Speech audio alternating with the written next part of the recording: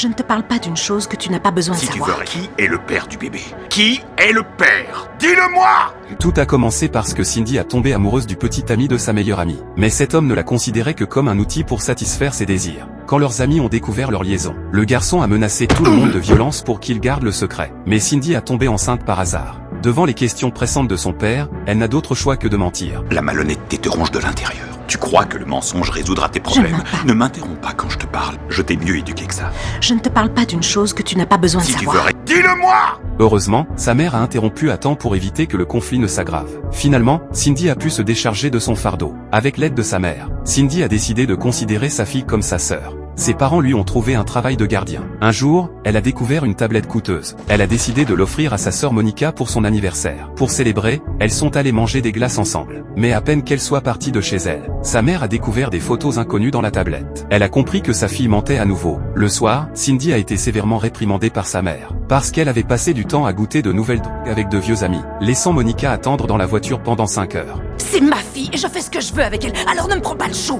Tu oses encore appeler cet enfant ta fille, alors que tu me l'as laissée et que tu es parti. On va lui dire toute la vérité et on verra qui elle choisit. Va lui dire, surtout ne te gêne, prends-la et allez-vous-en. Très vite, l'affaire de vol a été découverte. Cindy a été emprisonnée, pour mettre fin au plus tôt à ses jours humiliants. Après une émeute en prison, elle a menti en accusant Tessie d'être l'assassin du policier. Son faux témoignage lui a valu la libération anticipée. Cindy a dit à sa mère qu'elle voulait vivre avec sa fille.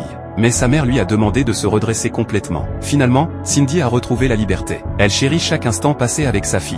Mais à ce moment-là, Tessie a trouvé l'adresse de Cindy, et a écrit une lettre exposant son faux témoignage et l'identité de Monica. Monica a appris toute la vérité. Elle a accusé sa mère d'être irresponsable pendant son enfance. Allez vous faire foutre. T'es qu'une sale menteuse et toi une putain de grosse merde. En ce qui me concerne, je n'ai pas de mère. Les mensonges ont détruit la vie de Cindy et de sa fille.